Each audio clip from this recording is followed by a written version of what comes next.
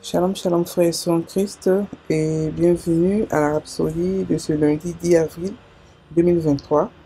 Rhapsodie écrite par le pasteur Christoya Kilomé et la lecture est offerte par les vérités de l'Évangile. Alléluia. Le thème d'aujourd'hui est vivre dans la victoire de Christ. Et le verset est pris de Romains 8, versets 35 à 37 qui nous dit « Qui nous séparera de l'amour de Christ ? Serait-ce la tribulation ou l'angoisse ou la persécution, ou la faim, ou la nudité, ou le péril, ou l'épée. Selon qu'il est écrit, c'est à cause de toi qu'on nous met à mort tous les jours, on nous regarde comme des brebis destinées à la boucherie.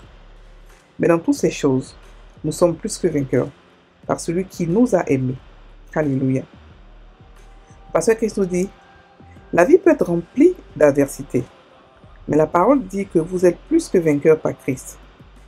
Cela devrait vous apporter réconfort, paix et joie. Vous vivez dans la victoire de Christ.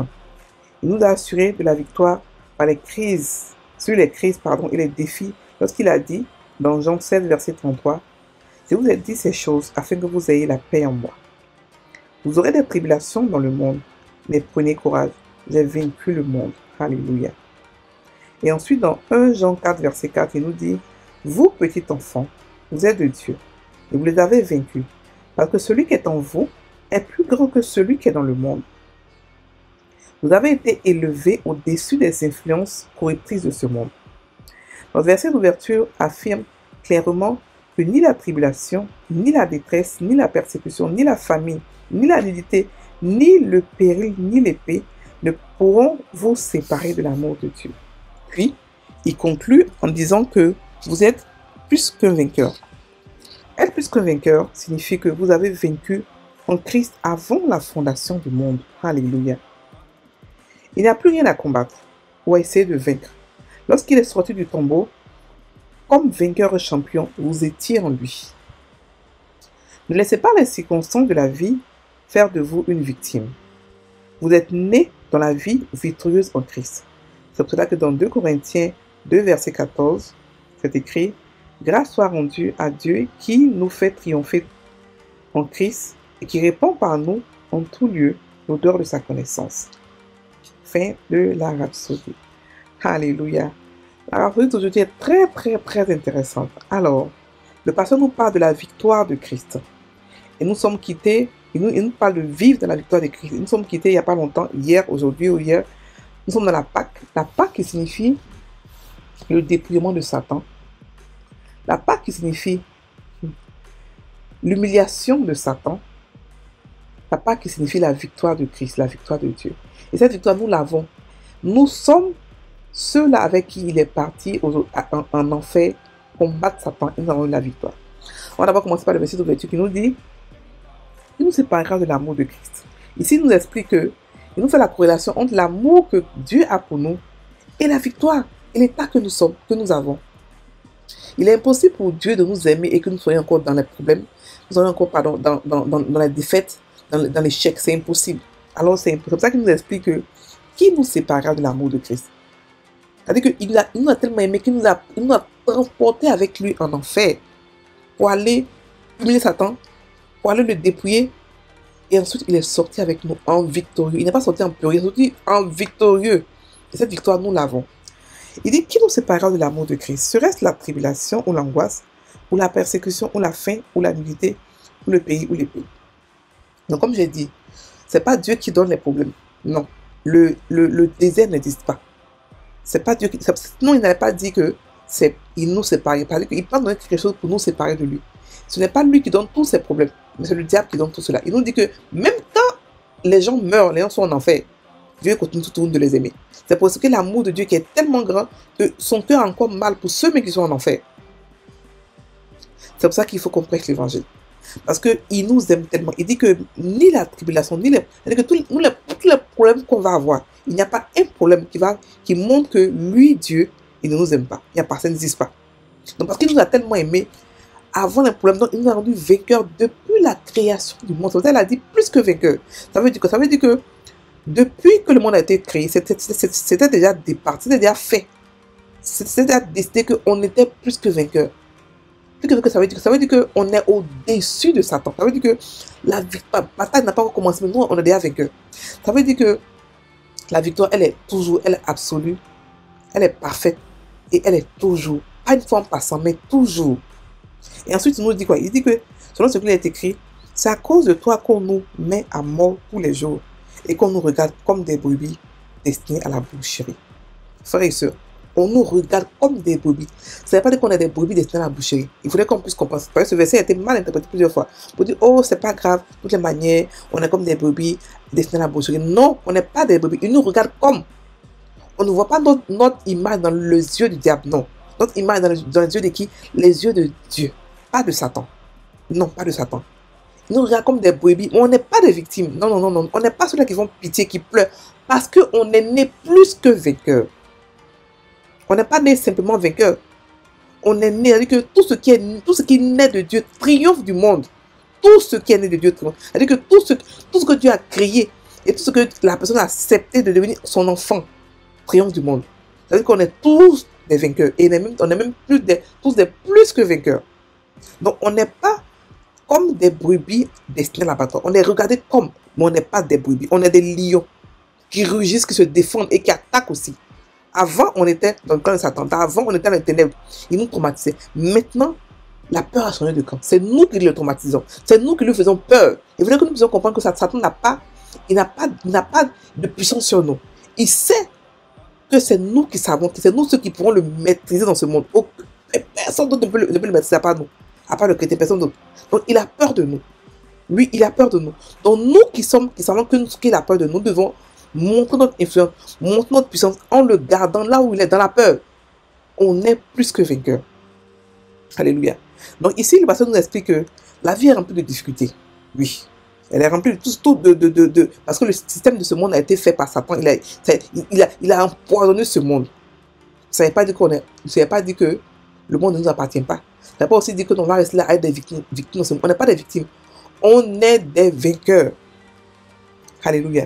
Donc cela doit nous faire comprendre que notre victoire est assurée. Doit nous faire comprendre que Dieu nous a tellement aimés qu'il nous a rendu déjà plus que vainqueurs. Regardez ce que Jésus a dit. Jésus a dit dans quoi? Jean 7, verset 33. Je vous dis ces choses afin que vous ayez la paix en moi. Parce qu'il sait qu'il aura des tribulations. Il dit que vous aurez la paix en moi. Vous aurez des tribulations dans le monde. Mais prenez courage, j'ai vaincu le monde. Ça veut dire quoi? Ça veut dire que les tribulations ne viennent pas de lui. Il dit que vous aurez... dans ce monde, on va vous fatiguer.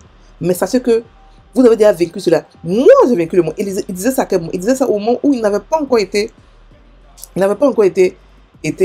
affronté Satan. Il avait déjà affronté spirituellement, mais pas physiquement.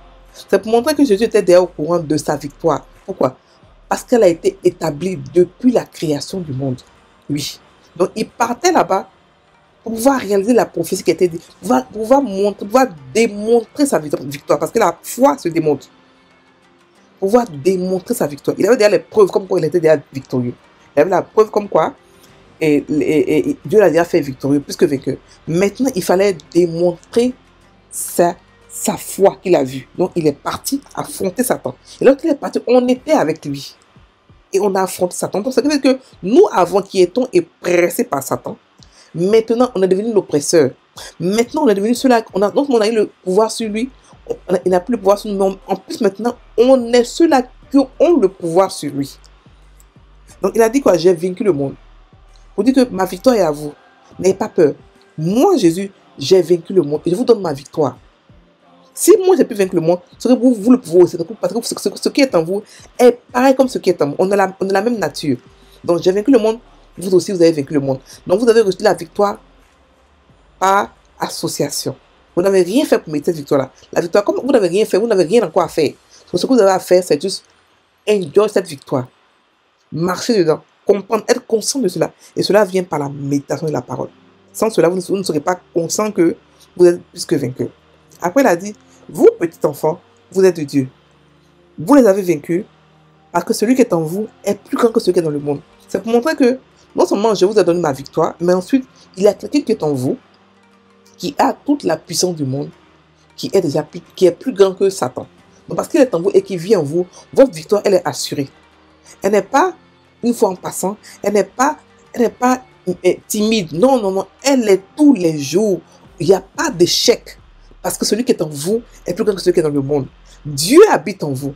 Comment est-ce que Dieu va habiter dans quelqu'un et la personne sera toujours un échec? C'est impossible. Tout chrétien habite Dieu. Tout chrétien transporte Dieu. Et cela fait de nous des plus que vainqueurs. Et cela tous les jours. Donc on n'est pas impacté par les problèmes de ce monde. Écoutez, frères et sœurs en Christ, les problèmes de ce monde, ce sont des cadeaux mal emballés. Ils viennent pour faire quoi? Pour nous faire monter encore en grâce, pour nous faire monter en gloire. Ce sont des escaliers. Donc quand ils viennent, on doit être content.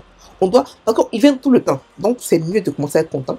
C'est mieux de commencer à les aimer. Parce qu'on sait qu'après une victoire, vient quoi? La gloire qui grandit. Après une victoire, vient la maturité spirituelle. Après une victoire, vient quoi? La compréhension, l'amour de Dieu, la connaissance de Dieu. Un peu plus. La sagesse. Donc on n'est pas ceux-là qui est des victimes, qui pleurent. Oh Seigneur, reviens bientôt. Non, non, on n'est pas ceux-là qui prient comme ça. Nous, on prie pour que le corps de Christ soit mature, afin qu'il puisse revenir bientôt. Afin qu'on quitte de ce monde. Les gens disent, oh non, il y avait des chrétiens ici, ils étaient dangereux. Oui, c'est comme ça qu'on prie. On ne prie pas parce que Seigneur, on souffre ici. Non, non, on ne souffre pas. La Bible dit qu'on est plus que vainqueur. Quels que soient les problèmes, on a la paix en lui et on est vainqueur. Si seulement c'était la paix, non seulement on a la paix en lui, mais on est plus que vainqueur. Il n'y a pas un problème qui est trop grand pour nous. Parce que depuis la création du monde, Dieu a déjà prévu qu'on soit vainqueur. Donc il n'y a pas un problème qui est sorti hors du cadre de ce monde-là. Ou hors du cadre de la création du monde. C'est impossible. Il n'y a pas un problème comme ça. Ça veut dire que donc, on est vainqueur à vie. Il faudrait qu'on puisse comprendre, être conscient qu'on est vainqueur tous les jours. Alléluia. Donc, ici, ça montre aussi que l'amour entre Dieu et nous ne permet pas qu'on soit on échoue. C'est impossible. On ne peut pas échouer. On ne peut pas échouer. Parce qu'on est vainqueur avant la création du monde. Et comme Satan est petit et nous, on est en haut, on est plus que vainqueur. C'est-à-dire qu'on est au-delà et il est tout petit en bas. Donc, on est plus que vainqueur. On a aussi le pouvoir de pouvoir nuire, de pouvoir le neutraliser et rien ne peut nous nuire. Donc, ne laissons pas les difficultés de la vie nous transformer, nous faire croire que Dieu n'est pas avec nous. C'est faux. On n'est pas des victimes. Non, non, non, non. On n'est pas des pleureux. On est des lions. On n'est pas des brebis à pleurer à chaque problème. Non, on est des lions. On a l'Esprit de Dieu en nous. On a la parole de Dieu en nous. On a le nom de Jésus. On a des anges. On a des serviteurs. On n'est pas sans aide. C'est impossible qu'on soit apeuré. C'est impossible qu'on soit manipulé. C'est impossible qu'on soit intimidé. Non, on n'est pas intimidé. Alléluia. Donc, frères et sœurs en Christ, sachant que on est toujours triomphant en Christ. La Bible dit que tout ce qui est né de Dieu triomphe du mal, triomphe de ce monde. Donc, c'est impossible qu'on soit dans la peur, dans la terreur. C'est nous, au contraire, qui traumatisons le royaume de Satan. C'est nous, au contraire, qui traumatisons tout son empire. C'est nous qui on est la seule force qui puisse le restreindre. Il n'y a pas d'autre force. Aucune force ne peut le restreindre parce qu'il est spirituel et nous aussi on est spirituel comme lui. Alléluia. Donc frères et sœurs en Christ, on va faire maintenant la confession.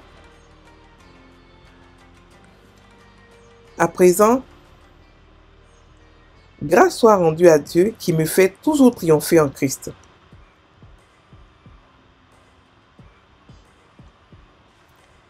Et rend manifeste en tout lieu l'odeur de sa connaissance.